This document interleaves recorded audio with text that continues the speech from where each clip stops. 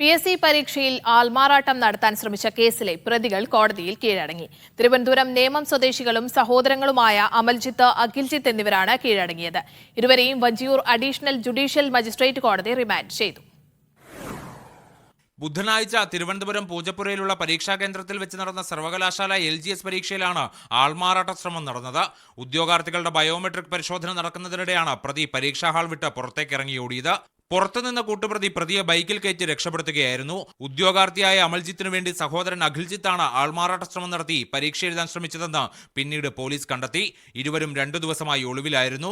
ഇവരാണ് ഇന്ന് വഞ്ചിയൂർ കോടതിയിൽ കീഴടങ്ങിയത്. റിമാൻഡ് ചെയ്തെങ്കിലും അടുത്ത ദിവസം ഇവരെ കസ്റ്റഡിയിൽ വാങ്ങി ചോദ്യം ചെയ്യുമെന്ന് പോലീസ് വ്യക്തമാക്കി. ഹാജർ രജിസ്റ്ററിൽ ഒപ്പിട്ട അഖിൽജിത്ത് ഡ്രൈവിംഗ് ലൈസൻസ് ആണ് തിരിച്ചറിയൽ രേഖയായി ഹാജരാക്കിയത്. ഇത് ഇൻവിജിലേറ്റർ പരിശോധിച്ച ശേഷമാണ് ബയോമെട്രിക് പരിശോധനയ്ക്ക് ഉദ്യോഗസ്ഥൻ എത്തിയത്. PSC രണ്ടാമത്തെ മാത്രം ബയോമെട്രിക് പരിശോധന നടത്തുന്ന പരീക്ഷയായിരുന്നു ഇത്. ഇതിന്റെ ഭാഗമായി ഉദ്യോഗാർത്ഥികളുടെ വിരൽ വെച്ചുള്ള പരിശോധന നടക്കുന്നതിനിടെയാണ് അഖിൽജിത്ത് ഇറങ്ങിയോടിയത്. മീഡിയ 1 തിരുവനന്തപുരം.